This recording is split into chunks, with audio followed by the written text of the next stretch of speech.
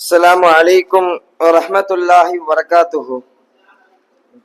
الحمد لله نحمده ونصلي على رسوله الكريم. أما بعد فقد قال الله تعالى في كلامه القديم وبالفرقان المجيد بعد أعوذ بالله من الشيطان الرجيم بفضل بسم الله الرحمن الرحيم. يا أيها الذين آمنوا كلوا من طيبات ما رزقناكم. صدق الله العلي العظيم. எல்லா புகழும் வல்ல அல்லாஹ் ஒருவனுக்கே உரித்தாகட்டுமாக. ஆமீன். அவனுடைய அன்பும் அருளும் எம் உயிரினும் உயிரான உயிரினும் மேலான முஹம்மது முஸ்தபா அஹமது முஜிதபா ரசூலுல்லாஹி ஸல்லல்லாஹு அலைஹி வஸல்லம் அன்னாரின் மீதும், அன்னாரின் வாழ்க்கையை அப்படியே பின்பற்றிய உத்தம சத்திய சஹாபாக்கள், தாபியீன்கள், தப தாபியீன்கள், நம்மை சார்ந்த அத்துணை நபர்களின் மீதும் அல்லாஹ்வினுடைய அன்பும் அருளும் என்றென்றும் குன்றாமல் நின்று நிலவட்டுமாக. ஆமீன்.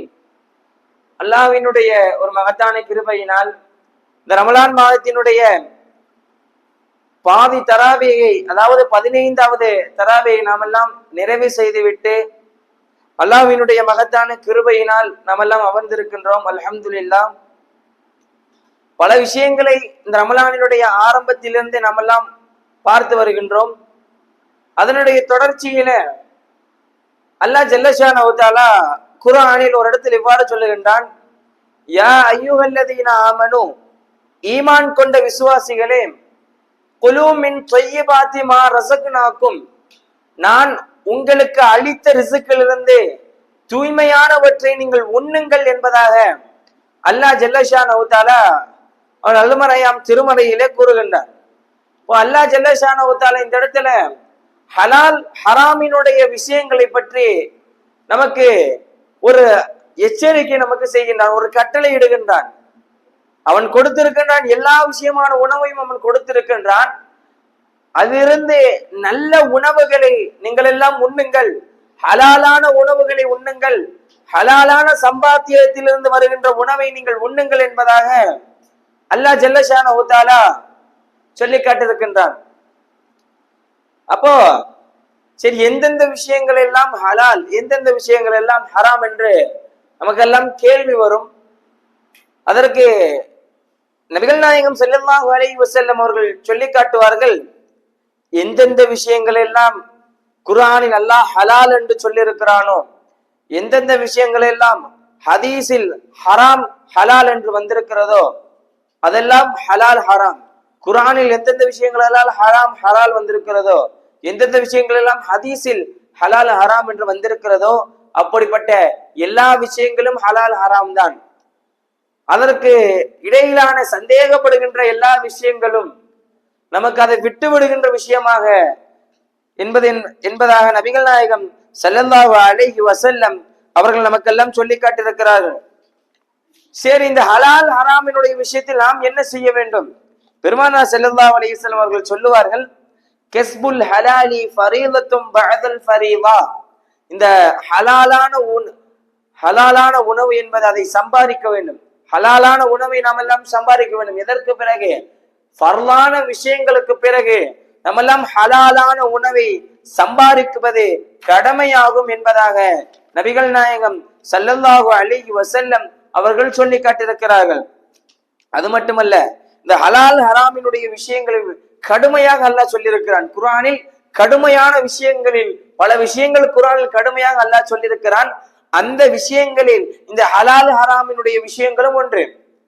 அல்லாஹ் ஜல்லஷானஹு தஆலா குர்ஆனில் அந்த இப்னு கஸீருடைய விரிவுரையிலே இந்த ஹதீஸ் வரும். அந்த ஆயத்தை சொல்லி முடிச்ச உடனே அதனுடைய விரிவுரையில சொல்லுவார்கள், முதலாவதாக நபிமார்களை பத்தி அல்லாஹ் சொல்லுவான். நபிமார்களுக்கு அவர்களுடைய விஷயத்தை அல்லாஹ் சொல்லுவான், யா அய்யுஹர் ருசுல், நபிமார்களே, குலூ மின் த்வையிபாத்தி வஅமலு ஸாலிஹா, நீங்கள் நல்ல உணவு ஹலாலான உணவை சாப்பிடுங்கள், மேலும் நல்ல அமல்கள் செய்யுங்கள். அல்லாஹ் ஃபர்ஸ்ட் நபிமார்களுக்கு இந்த கட்டளை இடுறான், நீங்க நல்ல உணவை சாப்பிடுங்க. அடுத்து அல்லாஹ் அந்த மனித குலத்திற்கு சொல்லுகின்றான், ஈமான் கொண்ட விசுவாசிகளே, நான் உங்களுக்கு எந்தெந்த விஷயங்களை எல்லாம் நல்ல உணவுகளாக கொடுத்திருக்கிறேன் அதிலிருந்து நீங்கள் சாப்பிடுங்கள் என்பதாக சொல்லுவான். அப்போ இதற்கு கீழே ஒரு வரலாற்று நிகழ்வை சொல்லுவார்கள். எந்த ஒரு மனிதனாக இருந்தாலும் எந்த ஒரு உடலாக இருந்தாலும் எந்தெந்த உடல்களிலெல்லாம் ஹராமான பொருட்கள் வளர்கிறதோ, எந்தெந்த உடல்களுக்கு சதை துண்டுகள் ஹராமான பொருட்கள் மூலம் வளர்கிறதோ அவர்களுடைய உடல்கள் என்பதே அவருடைய துஆக்கள் ஏற்றுக்கொள்ளப்படாது. சொல்லிட்டு சொல்லுவார்கள், ஒரு மனிதன் அவன் பயணத்துல இருக்கின்றான், பயணத்துல இருக்கிறான், மண்டையெல்லாம் பாத்தீங்கன்னா அப்படியே புழுதி படைஞ்சு அவனுடைய தலைமுடிகள் எல்லாம் விரிச்சு அப்படியே கிடக்குது. இப்போ அந்த மனிதர் இறைவனிடத்துல கையேந்தி என்னுடைய இறைவா என்னுடைய இறைவான் துஆ கேட்கிறாரு. அப்போ அவரு சாப்பிட்ட உணவு ஹராமான உணவு, அவர் உடுத்திருக்கிற உடை என்பது ஹராமான உணவு, அவர் செய்திருக்கிற செயலும் ஹராமானது, அவர் குடித்திருக்கிற பானமும் ஹராமானது. பிறகு எப்படி அவருடைய துஆக்கள் அங்கீகரிக்கப்படும் என்பதாக சொல்லுவார்கள். அப்போ நம்முடைய துஆக்கள் ஏற்றுக்கொள்ளப்பட வேண்டும், நம்முடைய துஆக்கள் இறைவனிடத்தில் அங்கீகரிக்கப்பட வேண்டும். நாலு முழுக்க நாமெல்லாம் இருந்து இறைவனிடத்துல கையேந்தி நம்முடைய தேவைகளை இறைவனிடத்தில் கேட்கும் பொழுது நம்முடைய உணவுகள், நாம் முன்னிருக்கிற உணவுகள் அது ஹலாலாக இருக்க வேண்டும். ஹலாலாக இருந்தால் மட்டும்தான் நாம் கேட்கக்கூடிய துஆக்கள் இறைவனிடத்தில் அங்கீகரிக்கப்படும் என்பதாக நபிகள் நாயகம் ஸல்லல்லாஹு அலைஹி வஸல்லம் அவர்கள் சொல்லி காட்டியிருக்கிறார்கள். அது மட்டுமல்ல, சஹாபாக்களுடைய வரலாறுகளை நம்மெல்லாம் எடுத்து புரட்டி பார்க்கும் பொழுது ஒவ்வொரு சஹாபாக்களும் இந்த ஹலால் ஹராமினுடைய விஷயத்தில் மிகவும் கெடுபிடியாக இருப்பார்கள். ஒரு நாள் ஹஜ்ரத் அபூபக்கர் சித்திக் ரலியல்லாஹு அன்ஹு அவர்களுடைய காலகட்டம், அவங்க ஒரு அடிமை வச்சிருந்தாங்க. ஒரு அடிமைனா டெய்லியும் அந்த அடிமை அவர்களுக்கு பணத்தை கொடுப்பான் அப்படின்ற ஒரு அடிமை. இப்போ வச்சிருக்கும் போது டெய்லியும் பணம் கொடுக்குற அந்த அடிமை ஒரு நாள் ஒரு உணவு பொருளை தூக்கி அபூபக்கர் ரலியல்லாஹு அன்ஹு கொடுக்குறான். அபூபக்கர் என்ன கொஞ்சோண்டு அதுல இருந்து சாப்பிட்டு, அப்போ இந்த அடிமை கேட்கிறான், நான் இது என்னன்னு தெரியுமா, இது என்னன்னு தெரியுமா? அபூபக்கர் ரலியல்லாஹு அன்ஹு சொன்னா, எனக்கு தெரியாது, என்னன்னு சொல்லு. இது நான் ஐயாமுல் ஜாகிலியா மடமை காலத்துல நான் ஒரு மனிதருக்கு குறி சொன்னேன், அந்த மனிதர் பகரமா எனக்கு இந்த உணவு கொடுத்தாரு, அதை நான் உங்கள்கிட்ட கொடுக்கிறேன். உடனே அபூபக்கர் ரலியல்லாஹு அன்ஹு தன்னுடைய விரலை தொண்டை குழிக்குள்ளே விட்டு அதனை வாந்தி எடுத்தார்கள் என்பதாக வரலாறுகளே வருகிறது. அப்போ ஒவ்வொரு சஹாபா பெருமக்களும் ஒவ்வொரு இமாம் பெருமக்களும் இந்த ஹலால் ஹராமினுடைய விஷயத்திலும் மிகவும் கெடுபிடியாக இருந்தார்கள். ஏன்னா அந்த ஹலால் அந்த ஹராமான உணவை சாப்பிடும் பொழுது நம்முடைய சதை துண்டு, நம்முடைய உடல்கள் சுவனத்தில் நுழைவதற்கு ஹராம் என்று சொல்லுகிறார்கள் நபிகள் நாயகம் ஸல்லல்லாஹு அலைஹி வஸல்லம் அவர்கள். எந்த ஒரு மனிதனுடைய சதை துண்டு ஹராமால் வளர்கிறதோ அவனுடைய உடல்கள் சுவனத்திற்கு செல்வதற்கு, அது சுவனத்திற்குள் செல்லாது என்பதாக நபிகள் நாயகம் ஸல்லல்லாஹு அலைஹி வஸல்லம் சொல்லுகிறார்கள். எவ்வளவு ஒரு துஷ்டவசமான பாக்கியம் பார்க்க நம்மளும் கவனிக்க வேண்டும். இன்னைக்கு நம்ம பார்க்கிறோம், இந்த காஃபிர்களுடைய அதிகமான திருமண அந்த தொடர்பு ஏற்படுத்தினால் அவருடைய திருமணத்திற்கு நாம் எல்லாம் போகிறோம். கண்டதே காட்சி கொண்டதே கொள்ளுகை என்று நாமெல்லாம் இருந்து விடக்கூடாது. இன்னைக்கு எத்தனையோ நபர்கள், நம்முடைய சமுதாயத்தை சார்ந்த எத்தனையோ நபர்களை பார்க்கிறோம், ஏதோ ஒரு காஃபிருடைய கடையில அந்த ஹலால்னு முத்திரை குத்துச்சுன்னா போதும், அங்க போய் உள்ள உட்கார்ந்து பிரிச்சு மேய வேண்டியது. நம்மெல்லாம் இந்த ஹலால் ஹராமினுடைய விஷயத்தை நம்மளாம் ஆராய்ந்து பார்க்க வேண்டும். எந்த கடையில ஹலாலான உணவு போடுறாங்க, இன்னைக்கு எல்லா கடையிலும் பார்க்கிறோம். எந்தெந்த கடையெல்லாம் காஃபிருடைய பேர்களுக்கு இந்த ஹலால்னு ஒரு முத்திரையை கொடுத்துடுறான், அப்ப அதை நம்பி போய் நாம் சாப்பிடுறோம். அதை அப்படி சாப்பிடக்கூடாது. அந்த எந்த ஒரு கடையாக இருந்தாலும் அதை நல்லா விசாரிக்கணும். இஸ்லாமியருடைய கடையா இருந்தா அது பிரச்சனை இல்லை, நம்ம அவருடைய ஈமான நம்பி நம்ம போய் சாப்பிடுறோம், அது பிரச்சனை இல்லை. மற்ற காஃபிர்களுடைய கடையாக இருந்தாலும் சரி, அதை நாம் சென்று அங்கு போய் ஆராய்ச்சி செய்து விட்டு நாம் சாப்பிட வேண்டும். இன்னைக்கு நம்மளுக்கும் ஒரு காஃபிருக்கும் அதிகமான ஒரு நட்புறவு ஏற்பட்டுச்சு. அதனால நம்ம என்ன செய்யறோம், நம்முடைய கல்யாணத்துக்கு அவங்கள கூப்பிடுறோம், அவங்களுடைய கல்யாணத்துக்கு நம்ம போறோம். இப்படி அங்க போய் என்ன, அவங்களுடைய உணவு பழக்க வழக்கங்கள், இறைச்சியை வைத்திருக்கிறார்கள், வேறு ஏதேனும் ஒரு பொருட்களை வைத்திருக்கிறார்கள். அந்த பொருள் என்பது ஹராமாக வந்ததா அல்லது ஹலாலாக வந்ததா என்று நமக்கெல்லாம் தெரியவில்லை. ஆனால் அந்த உணவை நாம் எல்லாம் சாப்பிடுகின்றோம். சாப்பிட்டதனுடைய விளைவு நம்முடைய துஆக்கள் இறைவனிடத்தில் ஒப்புக்கொடுவதில்லை. நம்முடைய சதை துண்டுகள் ஹராமால் வளர்கிறது. நபிகள் நாயகம் ஸல்லல்லாஹு அலைஹி வஸல்லம் சொல்லுவார்கள், எந்த ஒரு மனிதனுடைய சதை துண்டு ஹராமால் வளருகிறதோ அந்த சதை துண்டு அவனுடைய உடலில் இருக்கின்ற காலமெல்லாம் அவனுடைய அமல்கள் இறைவனிடத்தில் ஏற்றுக்கொள்ளப்படாது. அல்லாஹ் அக்பர், எவ்வளவு ஒரு மோசமான நிலை. அப்படிப்பட்ட நிலையை விட்டு அல்லாஹ் நம்மை காப்பாற்றுவானாக.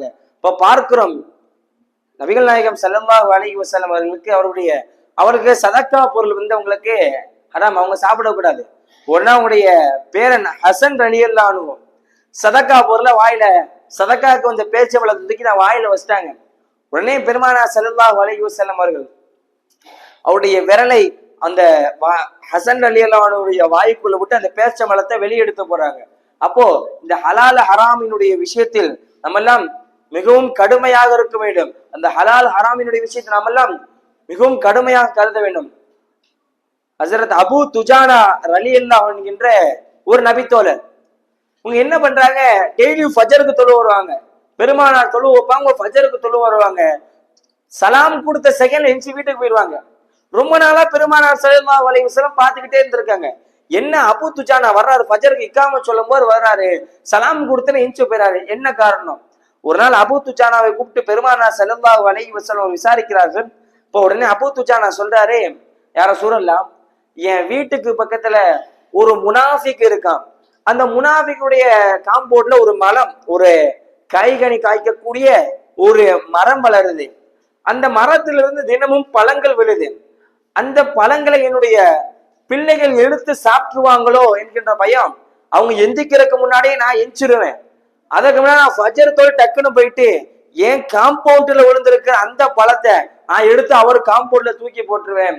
இதுக்குத்தான் யார சொல்றேன், நான் இக்காமத் சொல்லும் போது வரேன், நீங்க சலாம் கொடுத்தோன்னு எந்திச்சு போயிடுறேன் இந்த அபூ துஜானா சொல்ல, உடனே அந்த முனாஃபிக்கான மனிதர்கிட்ட போய் சஹாபாக்கள் பெருமானார் ஸல்லல்லாஹு அலைஹி வஸல்லம் சஹாபாக்கள் விட்டு கேட்க சொல்றாங்க, ஏப்பா அபூ துஜானாவோட வீட்டு பக்கத்துல நீ மரம் வச்சிருக்க, அது அவருக்கு டிஸ்டர்பன்ஸா இருக்கு, நீ வேணா அந்த மரத்தை நீ அவருக்கு கொடுத்துருப்பான்னு சொன்னோடனே அந்த மனிதர் கொடுக்கல.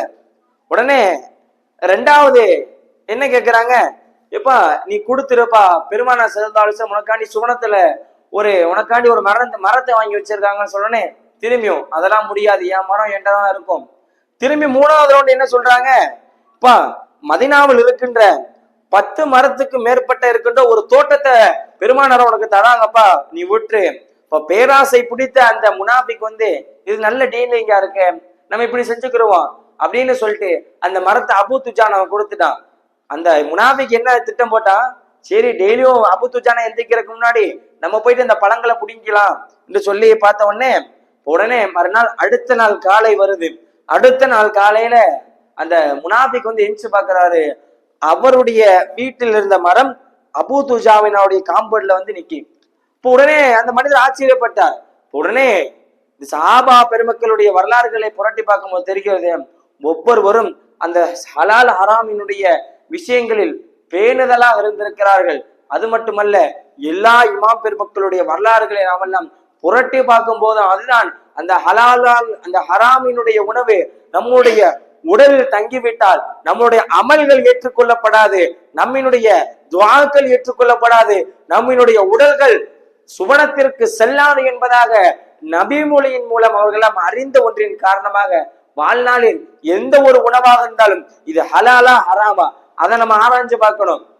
ஏதோ கிடைக்குது, ஏதோ வருது, நம்ம தூக்கி வாயில போட்டுருவோம், அது அல்ல. அது நமக்கு இஸ்லாம் கற்றுக் கொடுக்கவில்லை. இஸ்லாம் நமக்கு கற்றுக் கொடுத்த ஒரு மிக தெளிவான வழிமுறை என்னவென்றால், எந்த ஒரு உணவாக இருந்தாலும் இது ஹலாலான சம்பாத்தியத்துல வந்துச்சா, இல்ல இது ஹராமான சம்பாத்தியத்துல வந்துச்சா, இல்ல வெளியே நம்ம எங்கேயும் சாப்பிட போனாலும் கூட இது ஹலாலா இது ஹராமா என்று நம்மெல்லாம் ஆராய்ந்து பார்க்க வேண்டும். அப்படி ஆராய்ந்து பார்ப்பதைத்தான் இஸ்லாம் நமக்கு தெளிவான முறையில் வலியுறுத்துகிறது. அன்பிற்கினிய அல்லாஹ்வுடைய நல்லடியார்களே, நாம் சாப்பிடக்கூடிய உணவை அல்லாஹ் ஹலாலான உணவா ஆக்கி தருவானாக. நம்மளுடைய துஆக்களையும் அல்லாஹ் அங்கீகரிப்பானாக, நம்முடைய அமல்களையும் அல்லாஹ் அங்கீகரிப்பானாக. நாளைக்கு மறுமையில் நபிகள் நாயகம் ஸல்லல்லாஹு அலைஹி வஸல்லம் அவர்களோடு இருக்கக்கூடிய ஒரு நற்பாக்கியத்தை அல்லாஹ் நமக்கும் நம்முடைய குடும்பத்தார்களுக்கும் தருவானாக என்று கூறியவனாக என் உரையை நிறைவு செய்கின்றேன். அஸ்ஸலாமு அலைக்கும் வரஹ்மத்துல்லாஹி வபரகாத்துஹு. ஆமீன். அல்ஹம்துலில்லாஹி ரப்பில் ஆலமீன். அல்லாஹும்ம ஸல்லி அலா சய்யிதினா முஹம்மதின் வ அலா ஆலி சய்யிதினா முஹம்மதின் வ பாரிக் வ ஸல்லிம் அலைஹி. ரப்பனா ظلمنا أنفسنا وإن لم تغفر لنا وترحمنا لنكونن من الخاسرين. اللهم يا نور تنورت بالنور والنور في النور والنورك يا نور. اللهم بارك علينا وادفعنا بلاءنا يا رؤوف لبيك وأكرم لبيك وأنت بعث المن في القبور. يا الله கிருபையில நாயனே, யா அல்லாஹ் நாங்கள் அறிந்தோ அறியாமலும் புரிந்தோ புரியாமலோ வெளிப்படையாக மறைமுகமாக ரகசியமாக செய்து எல்லா விதமான பாவங்களை மன்னிப்பாயாக. யா அல்லாஹ் குஃப்ரு ஷிர்க் நிஃபாக் முர்த்தத்தானி பொய் அவதூறு போன்ற மோசமான செயல்களிலிருந்தும் தீய குணங்களிலிருந்தும் எங்களையும் எங்களுடைய சந்ததியினர்களையும் பாதுகாத்து அருள் புரிவாயாக. யா ரப்பி ரஹ்மான யா அல்லாஹ் எங்களுடைய குடும்பங்களில் யாரேனும் மரணித்த மன்னரைக்கு சென்றிருந்தால் யா அல்லாஹ் அந்த மன்னரை சுவன பூஞ்சோலையாக ஆக்கிடுவாயாக. யா அல்லாஹ் யா அல்லாஹ் எங்களுடைய குடும்பங்கள் யாரேனும் திருமணமாகாமல் இருந்தால் யாருக்கு சாலிஹான ஜோடியை நசீபாக்கிடுவாயாக. யா அல்லாஹ் யா அல்லாஹ் எங்களுடைய குடும்பங்களில் யாரேனும் யா அல்லாஹ் குழந்தை பாக்கியம் இல்லாமல் இருந்தால் யாருக்கு சாலிஹான குழந்தையை நீ நசீபாக்கிடுவாயாக. யா அல்லாஹ் யா ரப்பி ரஹ்மானே யா அல்லாஹ் எங்கள் உள்ளங்களில் இருக்கின்ற தேவைகளை நீ பூர்த்தி செய்து தருவாயாக. யா அல்லாஹ் யா ரப்பி ரஹ்மானே யா அல்லாஹ் எங்கள் உள்ளங்களில் கொட்டி கிடக்கின்ற கவலைகளை நீ நீக்கிடுவாயாக. யா அல்லாஹ் யா ரப்பி ரஹ்மானே யா அல்லாஹ் மன நிம்மதியான வாழ்க்கைக்கு நீ அருள் புரிவாயாக. யா அல்லாஹ் யா ரப்பி ரஹ்மானே யா அல்லாஹ் மன கஷ்டங்கள் இன்றி வாழ்வதற்கு நீ அருள் புரிவாயாக. யா அல்லாஹ் யா அல்லாஹ் ஹலாலான உணவுகளை எங்களுக்கு நீ தந்திடுவாயாக. யா அல்லாஹ் யா அல்லாஹ் ஹலாலான உணவுகள் மட்டும் எங்களுடைய உடலில் ஊற வேண்டும். யா அல்லாஹ் யா அல்லாஹ் ஹராமான உணவுகளை விட்டு எங்களையும் எங்களுடைய குடும்பத்தார்களையும் பாதுகாத்திடுவாயாக. யா அல்லாஹ் யா ரப்பி ரஹ்மானே யா அல்லாஹ் இந்த ரமலானை போன்று இனி பல ரமலான்களை அடையக்கூடிய நல்ல நசீபை எங்களுக்கு எல்லாம் தந்திடுவாயாக. யா அல்லாஹ் யா அல்லாஹ் இந்த தராவினுடைய நிகழ்விற்கு யார் யாரெல்லாம் உடலாலோ பொருளாலோ உதவி செய்தார்களோ யா அல்லாஹ் அவர்களுடைய தேவைகளை நீ பூர்த்தி செய்து தருவாயாக. யா அல்லாஹ் யா ரப்பி ரஹ்மானே யா அல்லாஹ் இந்த ரமலானை போன்று இனி பல ரமலான்களிலும் இந்த வீட்டிலே தராவினுடைய நிகழ்வு நடக்க வேண்டும். யா அல்லாஹ் யா ரப்பி ரஹ்மானே யா அல்லாஹ் இந்த சிறிய துவாவை கண்மணி நாயகம் முஹம்மது ரசூலுல்லாஹி ஸல்லல்லாஹு அலைஹி வஸல்லம் பொருட்டாலும் சஹாபாக்கள் தாபியீன்கள் வலிமார்கள் சுஹதாக்கள் நல்லடியார்கள் குறிப்பாக உன்னுடைய மேலான கருணையினால் அங்கீகரிப்பாயாக. யா அல்லாஹ் ரப்பனா ஆத்தினா ஃபித் துன்யா ஹஸனா وفي الآخرة حسنة وقنا عذاب النار آمين سبحان ربك رب العزة عما يصفون وسلام للمرسلين والحمد لله رب العالمين صلى الله على محمد صلى الله عليه وسلم صلى الله على محمد صلى الله عليه وسلم صلى الله على محمد يا ربي صل عليه وسلم. السلام عليكم ورحمة الله وبركاته.